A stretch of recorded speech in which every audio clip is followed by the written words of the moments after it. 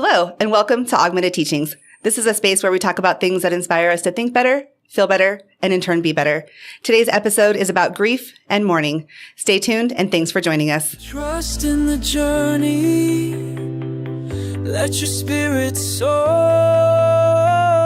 with augmented teachings.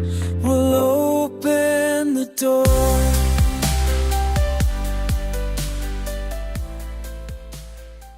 So Todd, what is the difference between grief and mourning? Because that actually comes up a lot, and they're not the same thing. Right. Grief is an internal emotion that we feel when we have loss. Mourning is the outward expression of that grief that's inside. So one's internal, one's external. So on this show, we want to talk about grief and mourning, mostly grief. And we have grieving for certain things. We have loss of relationships and then loss of people that have died, right? There's two different types of situations will cause grief. And at the end of the show, I want to explain why we even have grief and mourning. Good. Right? Yeah, because that does come up a lot. People say, why do we have to suffer like that? So with grief of loss of a relationship, people have to realize that when we set out, we plan our lives ahead of time, and we assign our guardian angels to keep us on track to learn certain things. We have different chapters in our lives. And these chapters usually don't last the whole entirety of your life. They have different relationships and different situations, even different jobs that create different learning experiences. So in this part of my life, I want to learn X, Y, and Z. In this part of my life, I want to learn A, B, and C, and then over here, when, I want to learn something else over in this situation. So we move from chapter to chapter. And not having that loss of relationship isn't necessarily a bad thing. It's time for you to move on because you've learned what you need to learn in that chapter. That's done. So now it's time to move on to the other chapter. And when people realize that it's all part of the soul's growth, because that is our purpose, to develop our soul and to learn. You're going to learn this here, learn this here, and learn that over there. And being willing to move on is what helps us get to the next chapter and start being effective in that new chapter. So we're not staying stuck in that grief. We're allowing it to be the catalyst for our growth and our development, right? Right. Hi, Robert. Hey, how you guys doing? Great. Welcome back to the show.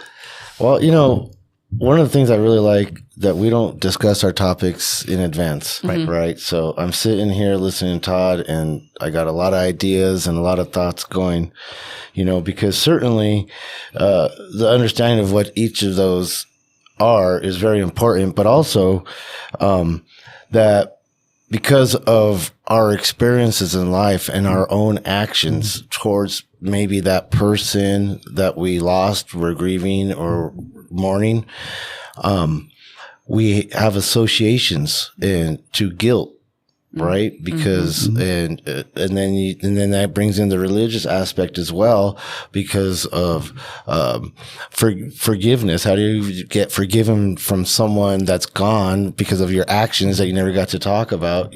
So there's a lot of, I'll say, unneeded punishment along those lines. Right.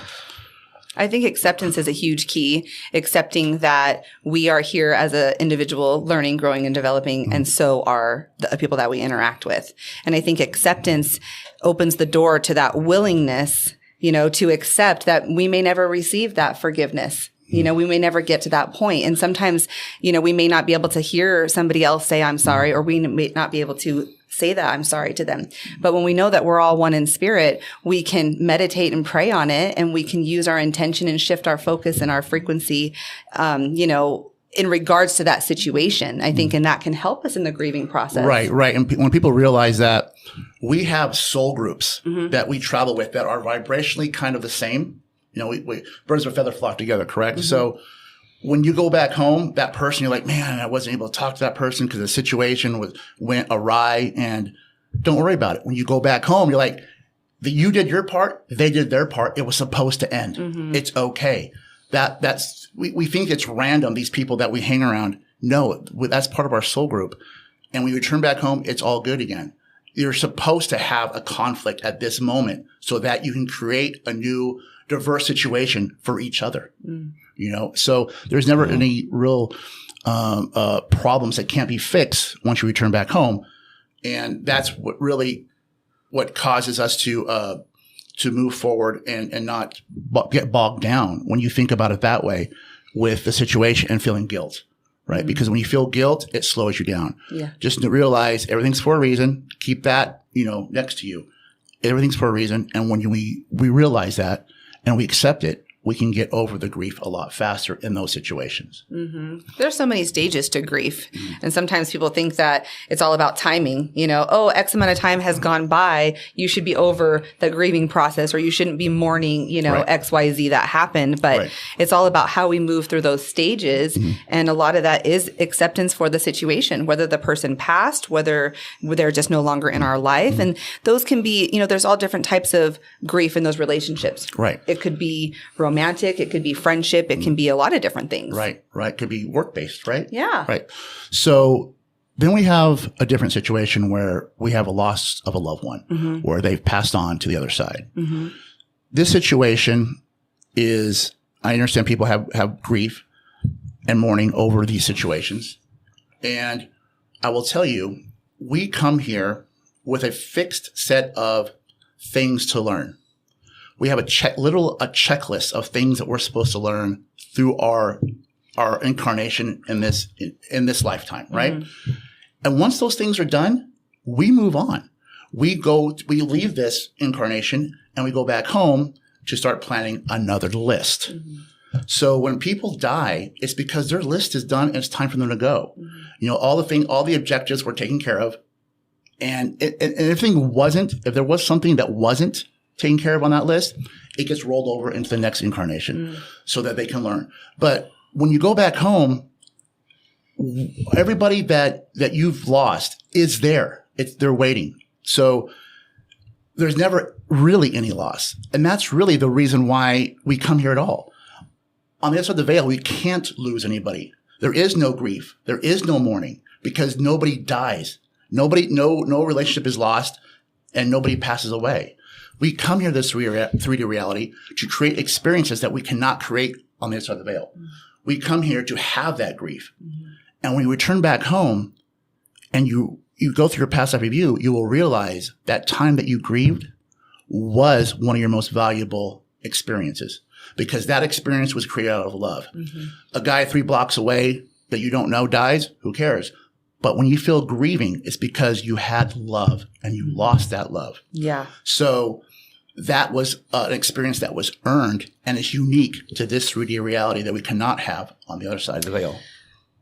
That really puts a different perspective on grief and in a way that you can honor that process rather than it being a struggle or a challenge. Right. It can now be something that I am feeling so much for this. That means that that either this relationship, this person, whatever it is, must have been so important and impactful to me that I am feeling this. And so sitting with that and really sitting with those emotions and allowing ourselves to move through that stage. I really like that perspective.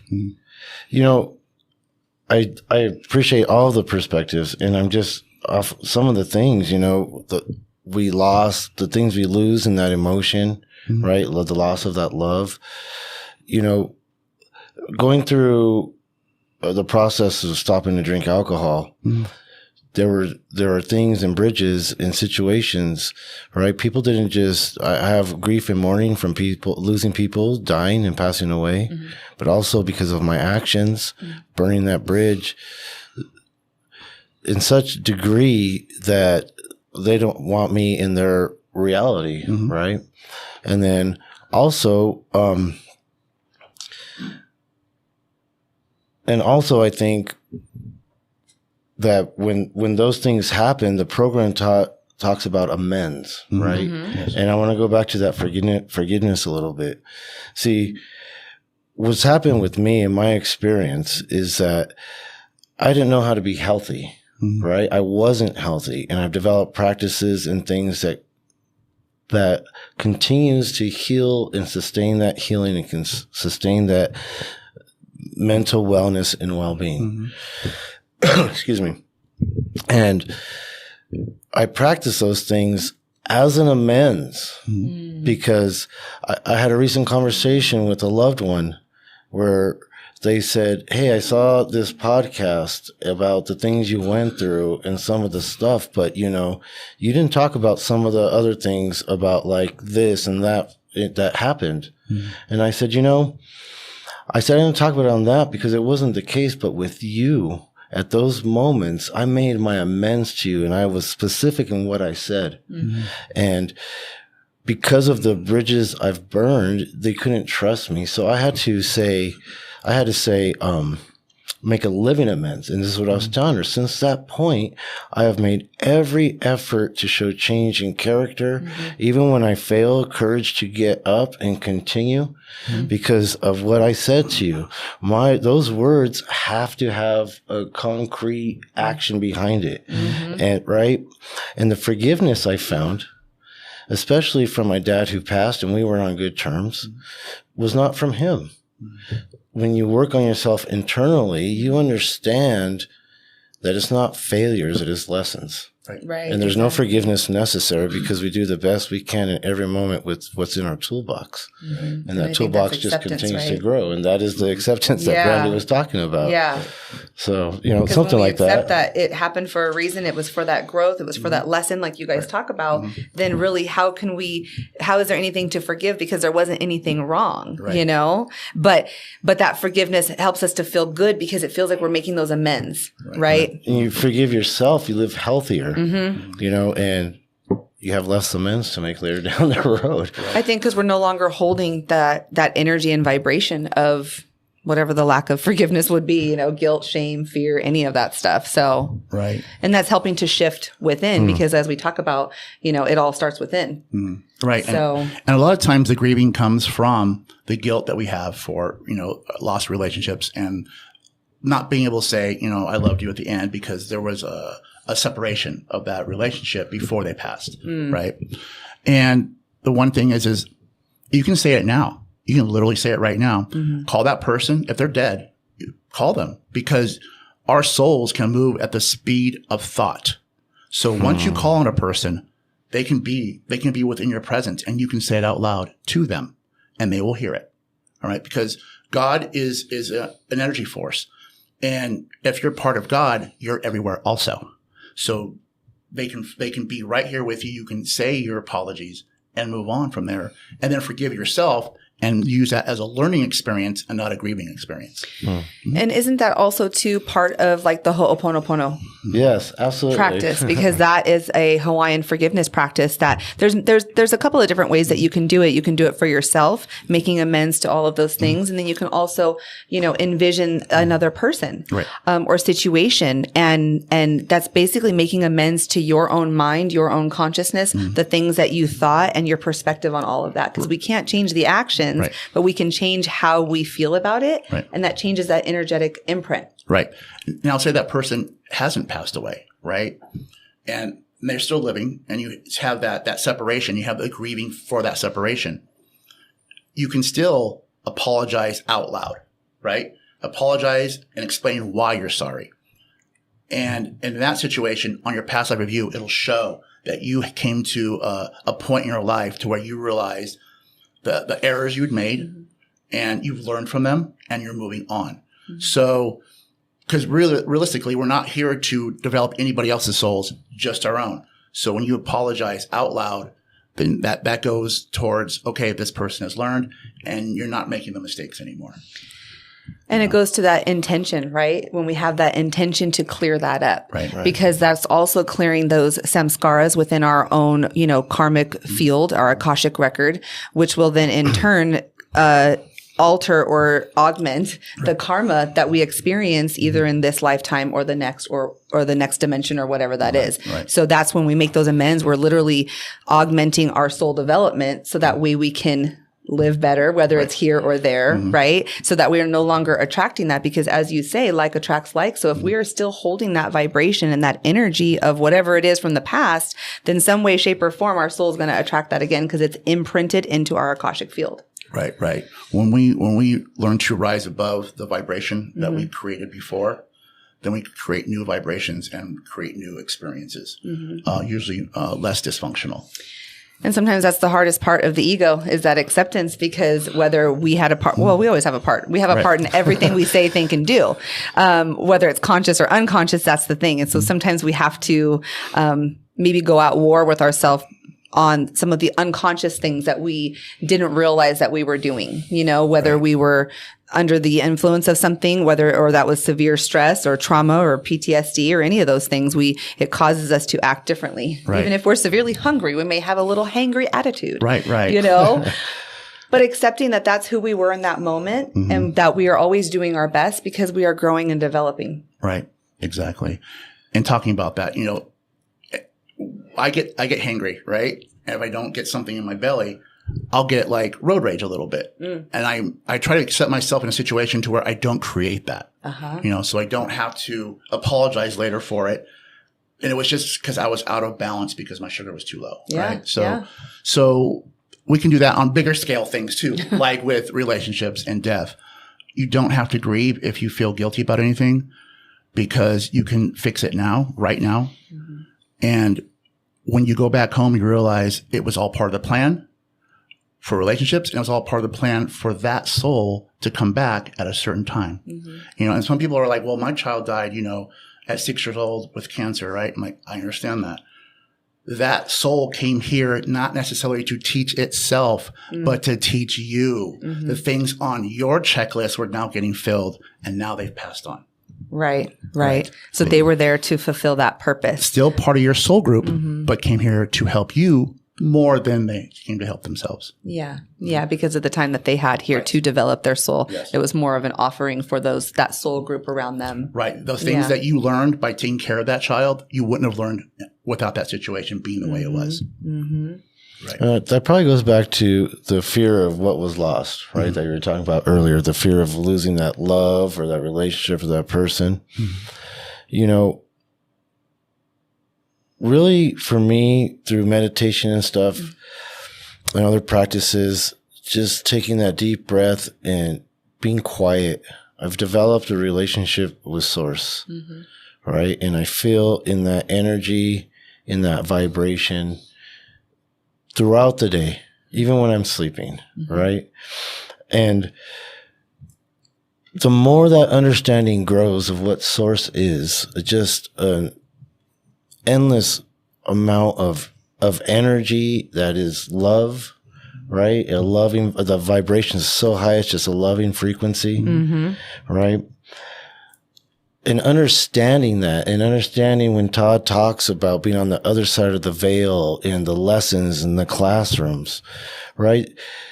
Although I may physically, or if I lose someone, go through the emotion of that loss because I don't have their presence, I don't have their energy right there. I've had a couple of family members pass, and death is easier for me because I understand that it's just the physical body, Right. and I understand where they're going, whether they have the same belief or not. Yeah. I understand what's happening with them, right? And when you make that connection to Source, which is the spirituality and not religion, you go that inward way, and you come to that understanding, awake, right? You've been awoken. The emotions that we go through those losses become less and less because we understand the process of what life is and the cycle of that life. And we just understand it's just another phase. Right. We've been there already, and we're just going back through it again. Yeah. So cycles, and again, that acceptance helps us to move through that. Right. And people have to realize that we spend 99% of our time, our souls do, on this side of the veil. We just come here, just like the Bible says, as vapors, right? We're barely here. You barely see us and we disappear. Yeah. And we aren't just here on this planet one time. We're here many times. And we're not just in this classroom. Source has made countless other classrooms where we can also create experiences and learn. And when you realize that the soul's journey is so long, and the other side of the veil, we always celebrate each other when we return. So you'll be celebrated no matter what, no matter mistakes you made or the grieving you went through. You will always be welcomed and honored for the the willingness to come down here and learn the hard way, but the fastest way. And with that knowing, that has helped me to want to do better here because I know each time I come back, I'm developing more and more. Right. And I declared a long time ago that this is a fast track for me because I want to learn as much as I can. And unfortunately, I've been able to get a lot of experiences where I've been given the opportunity to grow, to develop. And it hasn't always been easy. There's been a lot of grief, a lot of mourning, a lot of egoic challenges to go through. But again, I celebrate those. I remember my mentor before he passed, he said, anytime I'm going through a challenge in my life, that's when I break out the metaphorical champagne and I celebrate. And we would say, well, why? Why are you celebrating when something bad's going on? He goes, well, who's to say what's good or bad? Right. This is an opportunity for me to change. This means that I am growing. This means that I am developing. This means that it's only up from here. And from this experience, I know that only good shall come because I am declaring right now that I'm going to grow through this. Right. Exactly. And, it's just really interesting how we all kind of go through our own experiences, but eventually we come to that same understanding that we are all one and that there is no separation. And what can we do now while we're still here? Because my philosophy is, why wait till I'm on the other side of the veil? Let's go ahead and start to peek into my past life review now and make those amends now. And that can be very challenging because we're still living in the ego. So it's like, am I going to take a look at the things that I've done and create more negative samskaras for myself based off of those beliefs on guilt and shame and grief and all of those things? Or am I going to accept that I was younger, that I was growing, that I was developing, whether I made a mistake yesterday or not, or today? Either way, it's still in the past and I can learn from my mistakes and I can want to do better for myself. Exactly. Yeah. You know, I think that growth comes in a lot of different ways. And, you know, it's about that shadow work. Absolutely. Right? Because, you know, sometimes I miss old versions of me because they help me in different ways and different manners, right? But you have to have the courage to let it go. You have to have the courage to release that. Those versions of you are in a different frequency than when you're headed, a different vibration, right? At a lower vibration. We're talking about growth. So we have to let those versions grow because we are not in that vibration anymore. And it takes a sustained effort and a continued willingness to keep taking those steps forward so you don't fall back to that vibration, you know, and I sometimes, in how life comes, I feel myself slipping into this vibration or that vibration. And even me who's experienced, it's difficult to pull myself out of that sometimes. Yeah, it is. You know, so you're not immune, are you? It's important to develop a practice that you're committed to and you're honest with yourself when you're doing that shadow work, that you do it every day, multiple times. I when driving. It's that mindset though, right? Like you were talking about, Yeah. you can return to that meditative state where you are connected with source at any time. Absolutely. And when you stay in that, I call it the wise mind. When you stay in that wise mind, then you are open at the top. Then you are connected to source. Yes. Then you are actively taking a look at, okay, I have a choice right now. Somebody just cut me off on the freeway or whatever it is, or something, you know, somebody out in public, something, whatever. I have a choice in everything I say, think, and do. And if I'm in my high wise mind, okay, how am I going to show up? Because this is going to create another experience for myself. What is it going to look like? And so we can kind of put that wrench in the wheel and stop that from happening. That's exactly it. Yeah. And realistically, I mean, there's a lot of other philosophies that don't grieve death Yeah. or loss of relationships.